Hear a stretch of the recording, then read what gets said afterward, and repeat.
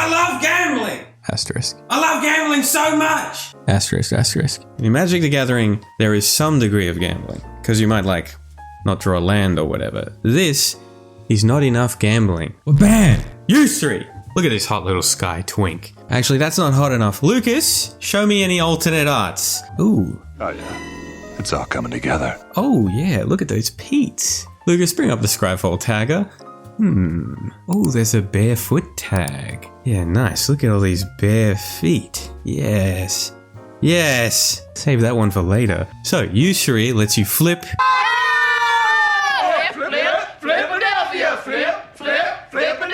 When he attacks, you get to choose how many coins you flip in. And oh yeah, you could choose one, you could do that. Or like a real gambler, you could choose 5. For every flip you win, you draw a card. For every flip you lose though, Yusri deals you 2 damage. And oh my goodness, that's a lot of damage. Oh, we're gonna think about this, guys. We could take 10 damage. We're choosing 5! We're never not choosing 5! Even if we might die! On average, that should be 5 damage a turn, and 2.5 cards per turn. I like those odds. So we're gonna flip some coins, but we're not just flipping any coins. This is my Bluey coin. Big shout out to my friend Harry for showing me the Bluey coin. But this is actual legal currency. It's worth $1, and you can buy one for like $4. This is real coins here, and they have pictures of Bluey on them, and they're worth real money. You show them a little picture of a Bluey, and they go, okay, have a packet of chips, you fucking dickhead. I live in a society. So the Bluey coin, it's got Bluey on the tails side. Obviously, I'm always gonna choose tails. And that means I get a Bluey flip, yay yippee, I win. But what if it's head? That's where you're wrong, pal. You get a stinky King Charles flip. Boo! Stinky King Charles. Boo! You do not have the divine right to rule, or decide who my prime minister is. And if we happen to flip 5 wins in a row, we get to cast anything in our hand for free for the rest of the turn. So obviously we put Krark's thumb in the deck so we can manipulate our coin flip. Wrong! I'm a real gambler! I go hard in the motherfucking paint! Also, this is bracket 2, and I feel like that's kind of too good. It's kind of a bracket 3 thing to do, win your coin flips. Plus, if we take out cards that are good, we can put in cards that do gambling. Not that one. Definitely not that one. Yeah, no, this is the problem with gambling cards. A lot of cards that do gambling are terrible. I want to gamble, but I want our cards to do something, not whatever this is. If you've never seen this channel before, my name is Clancy, and Clancy is the main character here. That's true? Melon? Yeah, and on this channel... Again, you kind of get that narrative angle and that Clancy first-person perspective. That is true. I'm sorry, what is going on? You good, Lucas? You gonna keep making Anthony Fantano interrupt me? Fucking editor, man. You know what I'm trying to say. Don't forget to unsubscribe or whatever. Okay, so who wants to do some gambling?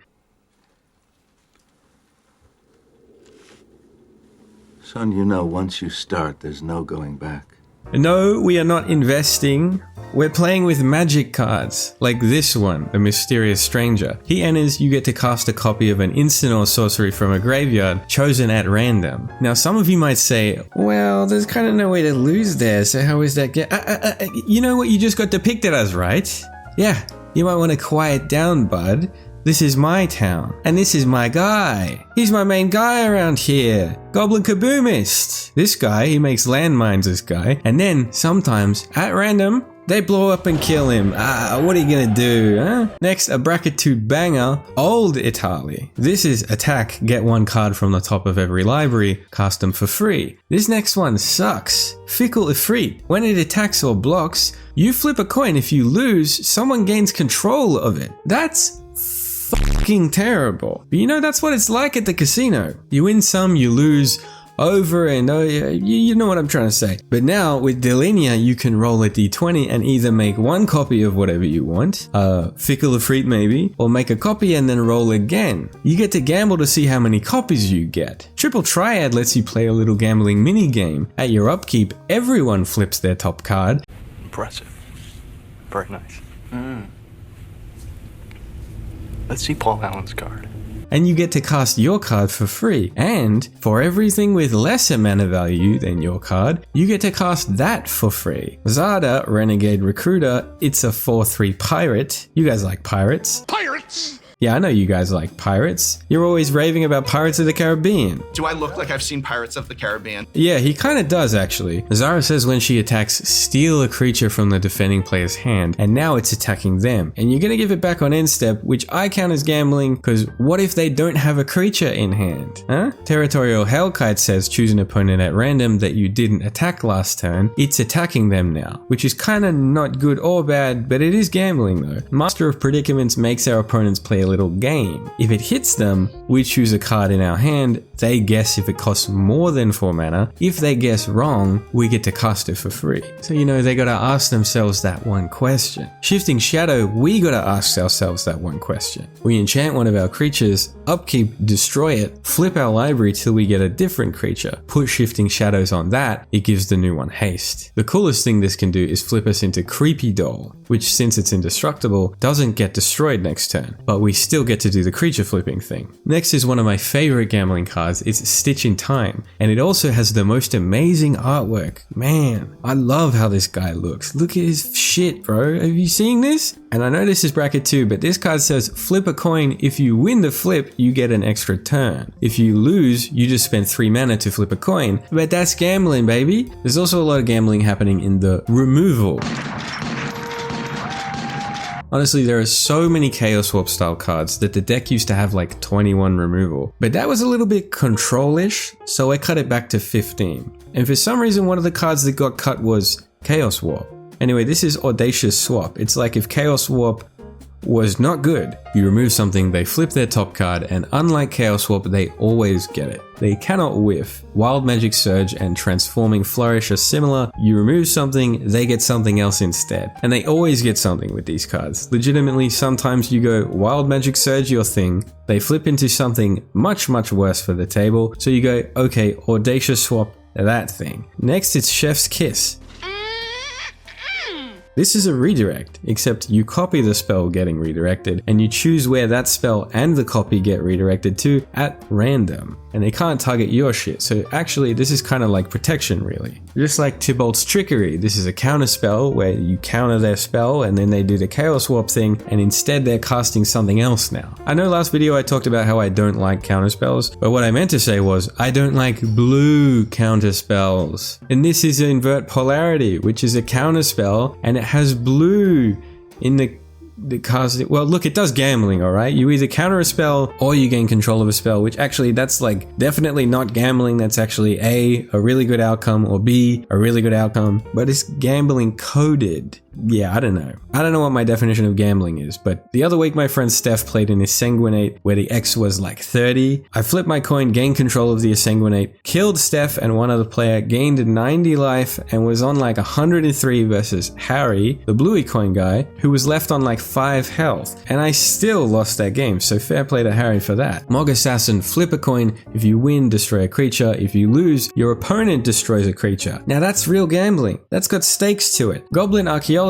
is almost the same but with artifacts, and Goblin Assassin has ETB, everyone flips a coin, everyone who loses sacks a creature. Creepy Doll has, if it hits something, flip, and when you win the flip, destroy that creature. Capricious Ifrit says, at your upkeep, choose something you control, and 2 things you don't, and destroy one of them chosen at random. And this is unironically a good card. We can choose our treasure, and 2 commanders, or 2 enchantments, and destroy one of them. That's mono red enchantment removal at 6 mana. Drake Familiar, mono blue enchantment removal. It has ETB, bounce and enchantment. But it's like gambling, because what if there isn't an enchantment? Well, if there isn't, you have to sacrifice it. Well, actually, you probably just don't play it if the— Wait, did I just get depicted as— oh, for fuck! Volcanic Offering, I play it like this. I choose a land, the person whose land I'm choosing chooses a land. Has to be one I don't control though, we destroy both of those lands. Then, I choose a creature. The person whose creature I'm choosing chooses a creature. Again, one I don't control, deal 7 damage to them. This is 5 mana, but it does a lot for that 5 mana. This one is Mob Verdict. It's definitely not gambling, it's just very fun. Everyone votes. For each vote, an opponent gets 2 damage to them and their creatures, and that's per vote. No one votes for you though, because it's a card draw thing, and so don't worry about that part. The last one is Kazul's Fury. I forgot to take this one out at some point. It's also a land on the back, so it's not really bad that it's in here, and it's not useless as a spell. I don't know, it's just bracket 2, I guess. I'm kind of relaxed about the deck list, you know? Okay, chill vibes. We're doing a vibes-based deck tech right now. I'm just gonna jump into ramp and... I am Clancy. I'm Clancy? What was that? What? No, dude, get the arcane signet off the screen. Who was that guy? Where are your parents? Okay, the signet, this goblin, the bauble, we just want some ramp on 2. Our commander is 3, so ramp on 2 over 3. The chalice, you can put more into it if you want. Thought vessel, we really do draw a lot of cards with our commander, so no max hand size is good. The crab, it's like a weird little dork on 2, the goad stuff. I just think it's fun. The pick, the dagger, the Pip-Boy, it's all play commander on 3, attach and swing on turn 4. They're all ramp when we hit, except the Pip-Boy, which just triggers on attack and says choose either untap some lands, put a counter on something, or draw and discard. I'd love to choose one of 3 things!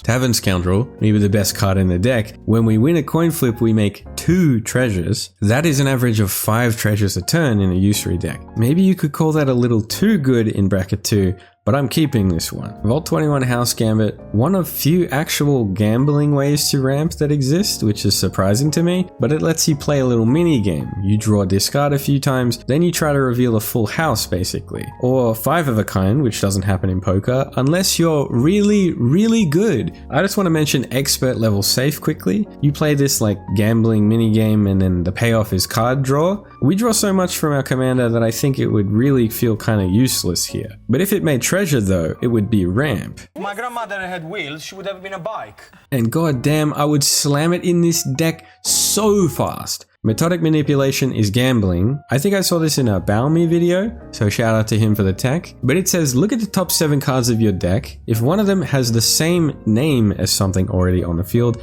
we get to put it in for free. So if we have a basic island and a basic mountain, and if I did my math right, we have a 72% chance of paying 3 mana and getting an untapped basic. I like those. Decanter of Endless Water, another no max hand size, but it's 3 mana. Descent into Avernus, this is one of those cards that is so fun. It kills everyone and it gives everyone treasure. Love it, put it in all your decks. Now Victory Chimes, this untaps on each untap step. Unfortunately though, they are printing this Bender's Foreskin card, which is power creeping my Chimes out of the game. Now let me put it to you this way. What do you prefer? The classic Cole's Trolley Pole Nunchucks, or the modern Woolly's Trolley Pole Flail? I'm picking that classic, timeless piece. This is like an ancient relic, plus it can give other people mana and the Foreskin can't do that. The way I like to play it is, you just give people 1 colorless mana at random times and see if they can do anything with it. You should play it too if you enjoy both Magic the Gathering and Russian Roulette. The Fire Crystal makes red spells cheaper and can give Yusri haste, which is super useful when he dies. The last 2 are Thran Dynamo. It's big mana, we draw a lot, so we want a lot of mana to be able to deploy a lot, and Mana Geyser, which can generate more mana than a pig in a shrine to Nyx. I don't know, man.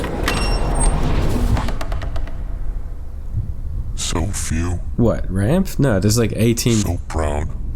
I mean, a little. So emotional. Me? Hello, Clancy. Hello? Why, who the fuck was that? Wait. I've been watching a 21 Pilots video this whole time? What the fuck is a 21 Pilots? Wait, I'll text my goth GF. Surely she knows what the hell is even that. Babe, what the fuck is 21 Pilots? Alright, I'm gonna just let that... Oh, she responded. She doesn't know. Is it shit? And I... Oh, don't know, never listened to it. Okay, babe. Yeah, give her a little smiley face. Alright, well, she didn't say anything funny. But I guess we'll put that in the video anyway. And yeah, quick side note to say that I made a Patreon. It's not all set up perfectly, but it's there. I think I can make it exist first and then make it good later. Is that the thing everyone's doing? I've seen that a lot recently. Quick mention of the lands. There's some dual lands. We can skip those as usual. Reliquary Tower, Hack's man size? No. Reliquary Tower, max hand size again. Few of my regulars like Demo Field, Abstergo Entertainment, Myriad Landscape. We got 2 lands that give haste, 2 that give unblockable. Academy Ruins is here. We do actually have a lot of artifacts, and this can get one back. And of course, the absolute GOAT, Temple of the False God.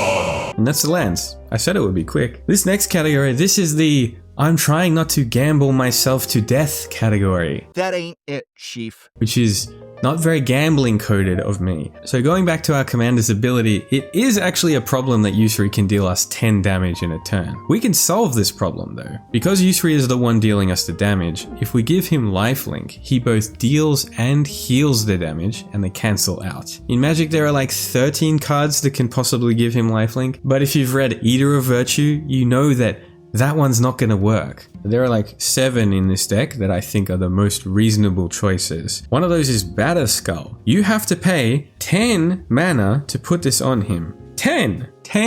That's big. Seriously, this is bracket 2. This is the most obvious point at which the deck is bracket 2. It gives him 4/4 and Vigilance too though, so that's like not bad. We are also running Shadow Spear. This is the most expensive card in the deck. By a lot. It's expensive because of this bit. We're using it because it has lifelink written on it. This bit's like an added bonus, you know, don't get me wrong, but if it didn't have lifelink on it, it would not be in the list. There's also Batterbone, that's like a smaller, less mana intensive Batterskull. Basilisk Collar, that also gives Death Touch. Resurrection Orb, that also brings him back when he dies. It's also kind of good if you put it on that enchantment that makes you cycle your deck for creatures. Next is Loxodon Warhammer, which gives him 3/0 lifelink and trample. And then it's Dissection Tools, which lets you Manifest Dread, which means you have to remember what the fuck Manifest Dread is, which I don't. So I just put a copy of Manifest Dread in with my tokens so I can read what the fuck Manifest Dread is. Me and my homies hate reading what Manifest Dread is. The thing also gives him 2/2 and Death Touch and lifelink, so that's good. And to shore up this little life gainy stuff, the next 2 cards that I would have talked about were Urza's Armor and Orbs of Warding.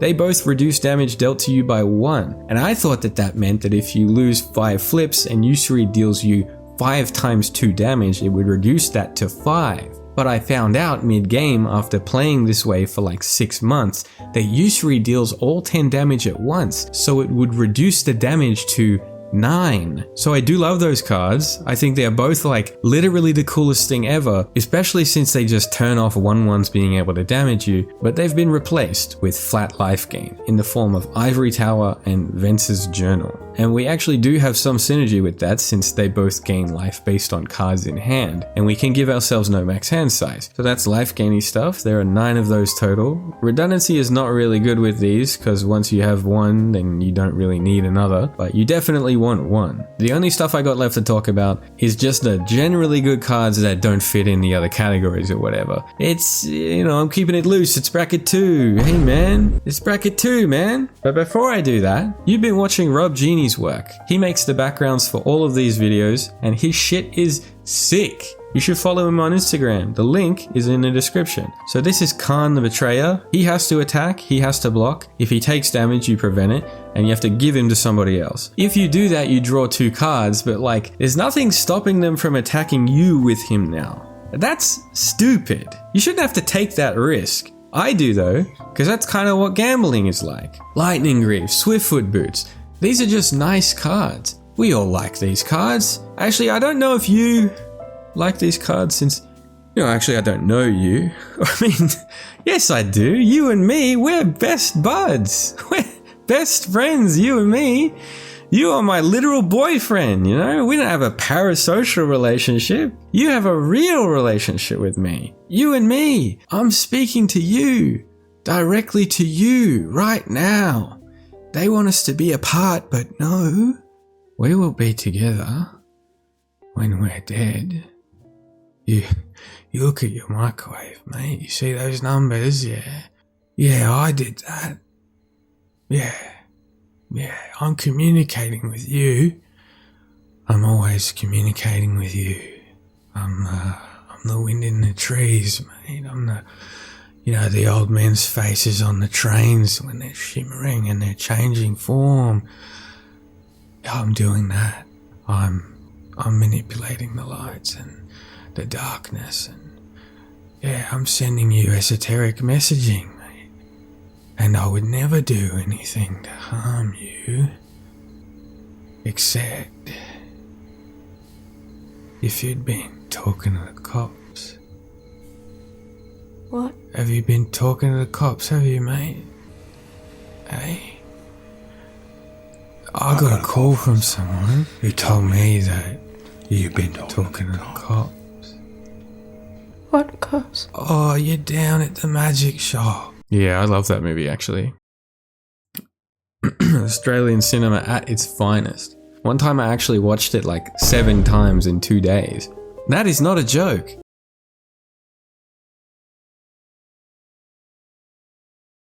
Yeah, so if you had been talking to the cops, we might have a bit of a prisoner's dilemma. Yeah, you get it?